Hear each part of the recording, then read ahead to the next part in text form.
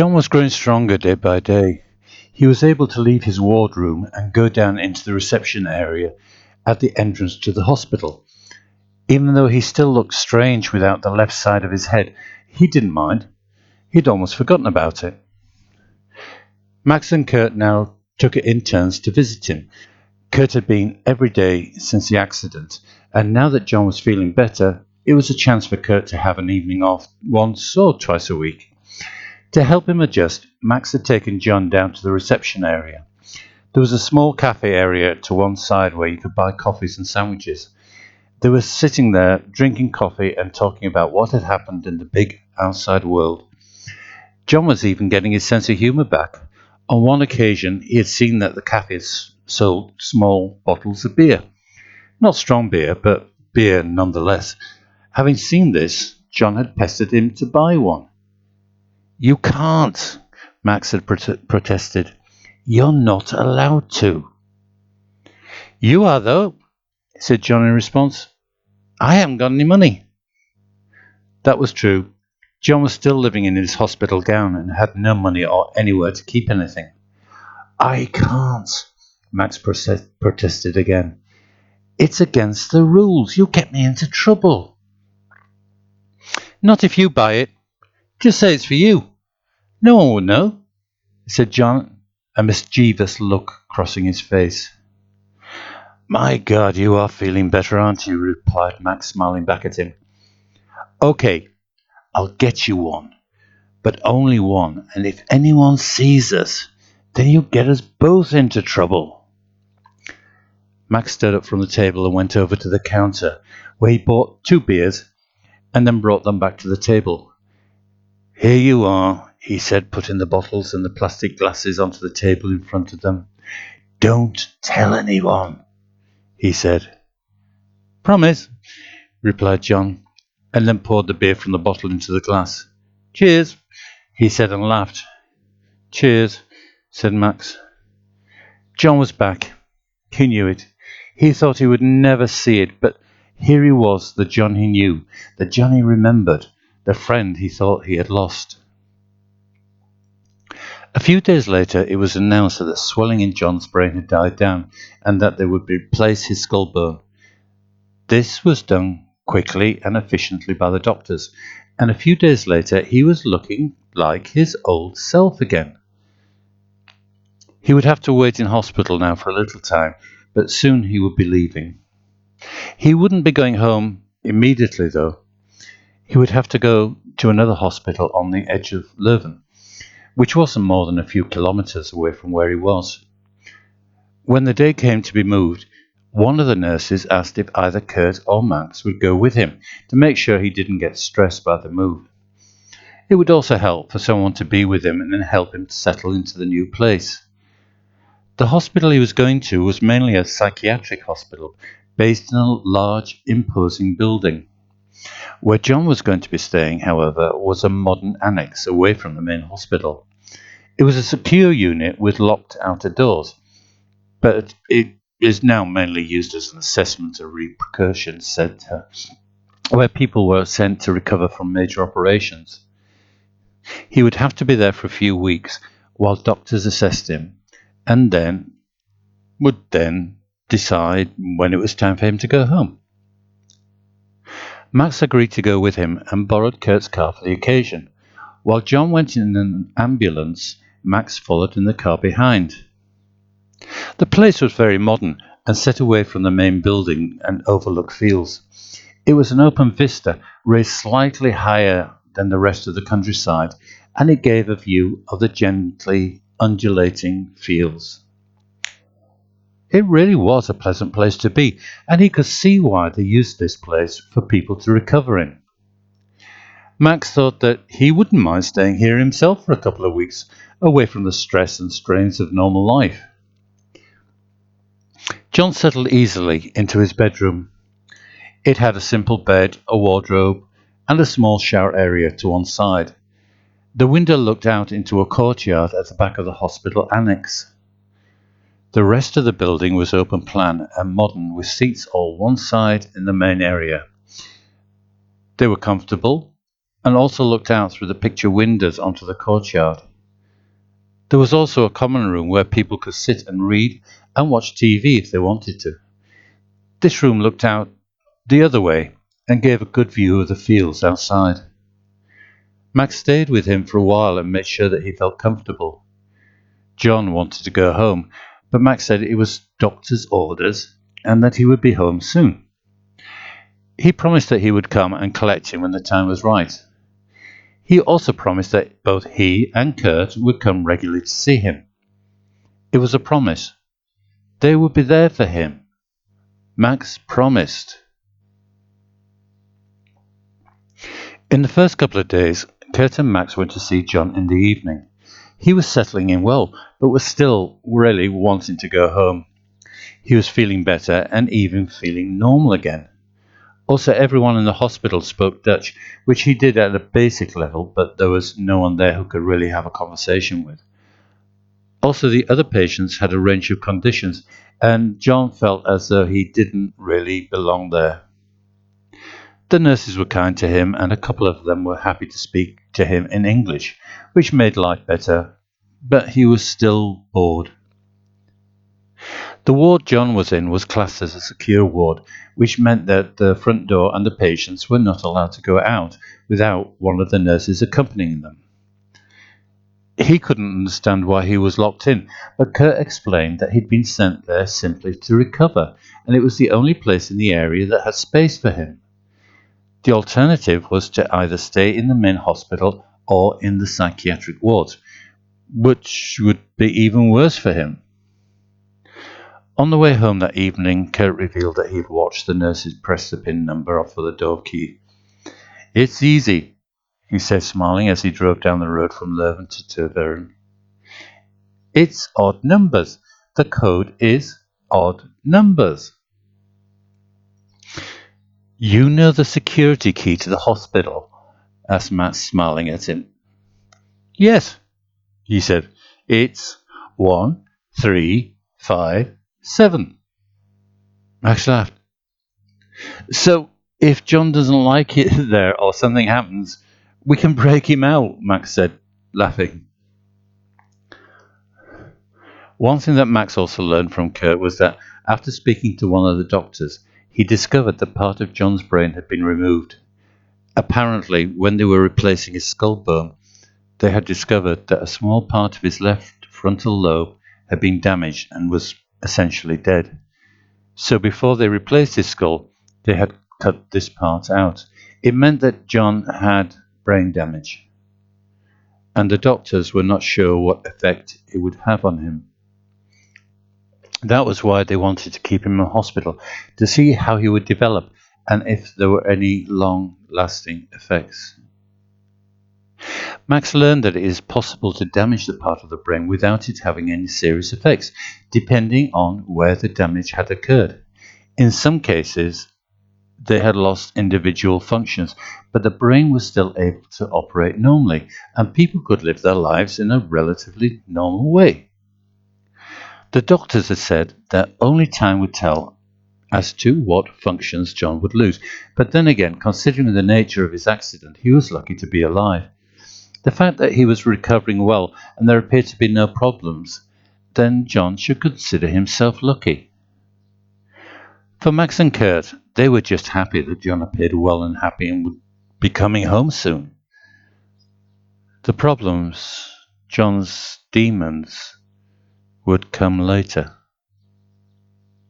For the moment, everyone was happy and looking forward to returning to a normal life.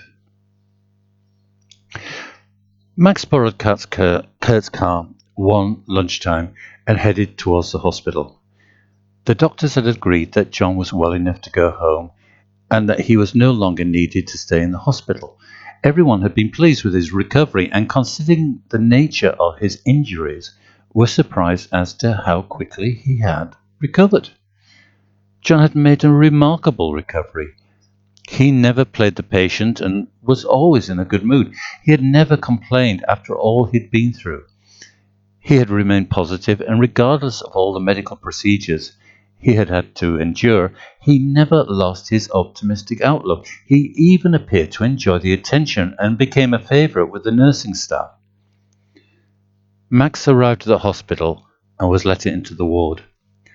John was in his room and was finishing packing. He didn't have much, but there were a few cards wishing him well and a couple of small presents. He was pleased to see Max and was eager to get out. He closed his bag and then said, smiling, "Are we ready to go now?" Max nodded, and the two of them said their thanks to the nursing staff. Outside the sun was shining, and the car was waiting outside the main entrance. They walked over to it. John put his bag at the back of the car and climbed into the passenger seat. Max turned the key, the car came to life, and he negotiated it through the narrow lanes around the main hospital and then out onto the main road which would lead them home. John was talkative and didn't stop talking. He had enjoyed his stay in the war and had made a couple of friends, and now he was glad to be leaving.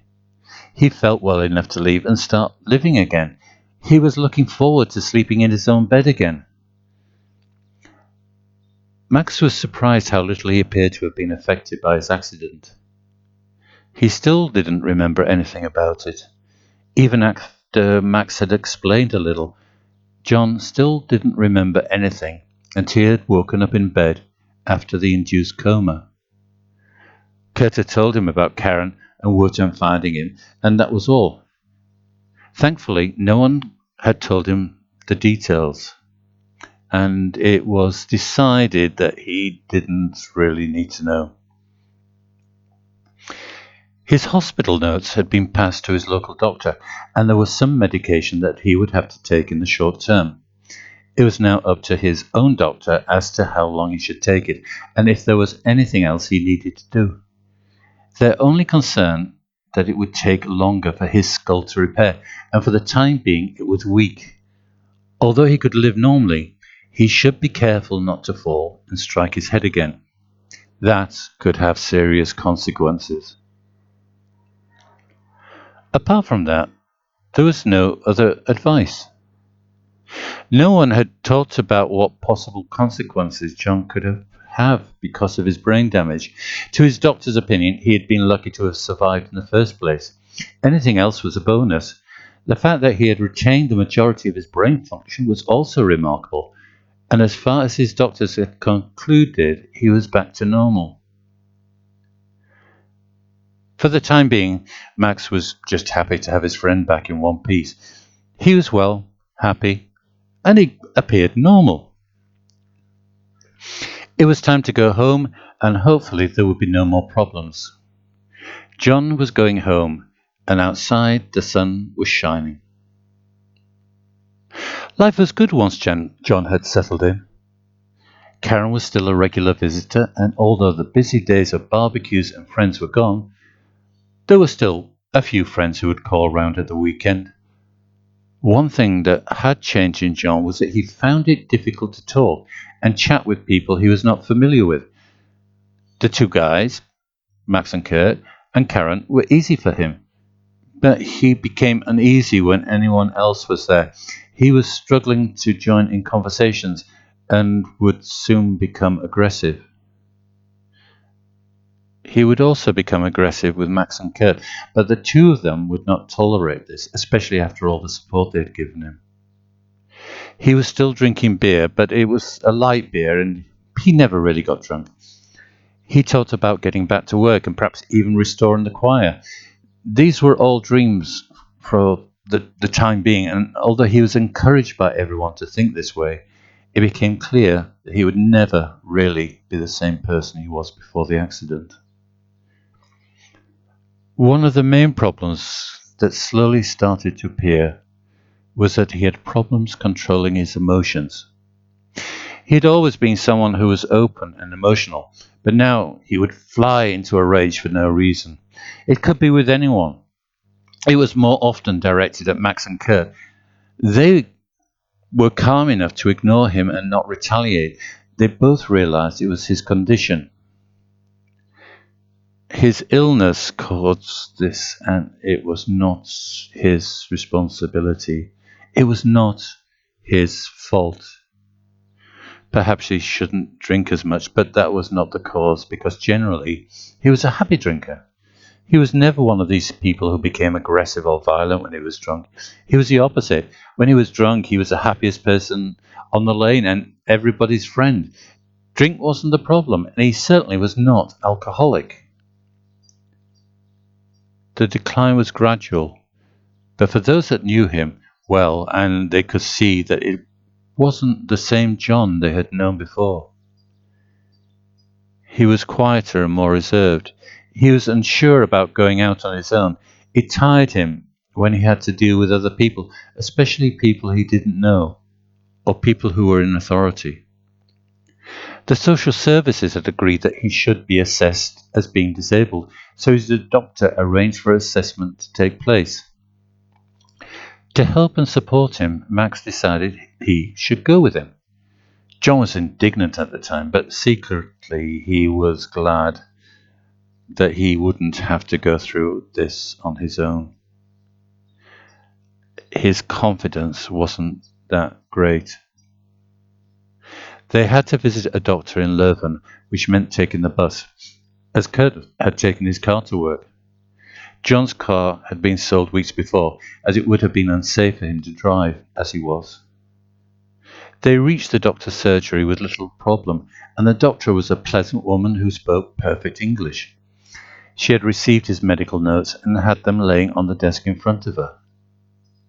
Through the assessment, it became clear that she didn't believe that John was sufficiently disabled to be officially classed as such. John had been bright, talkative, and very clear with her. Physically, he was in good shape, although she could see the scar across his left forehead. It wasn't a severe scar, as the doctors had done really a very good job sewing his scalp back, so all that remained was a shallow crease rather than a more obvious scar.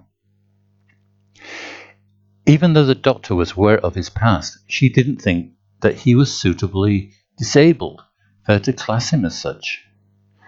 John was very happy about this. Although Max was beginning to have his doubts, he could see the change in John. Although he realized that someone meeting him for the first time would not see that change, or even realize that he was different.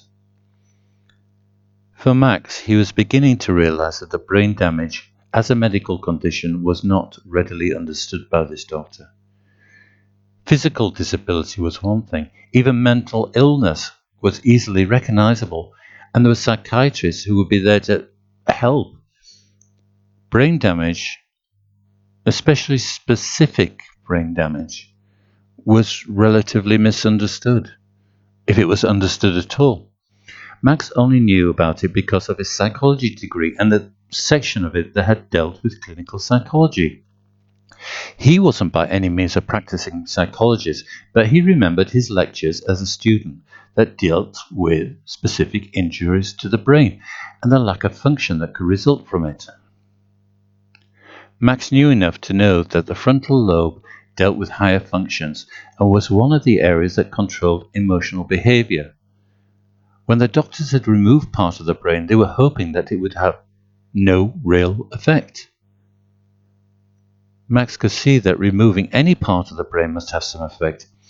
He was beginning to believe that John's difficulties with his emotional control was part of that. His doctors, though, didn't appear to understand that. For the time being, though, John was happy and returned to the house almost jubilant. He wasn't disabled, and as such he could now get back to leading a normal life again. His life was now returning to normal, or at least as far as John could see. Max had particularly avoided any chance of him going into the basement. Part of him was concerned that he may trip and fall on the concrete steps again, and any injury to his head could be fatal. Also, John still claimed that he could not remember anything about the fall or being in the basement that night. John didn't want to be in the basement, and Max didn't want him to be in the basement if he could help it. Or perhaps he would start to remember what had happened. For now, it was better if he didn't go down there.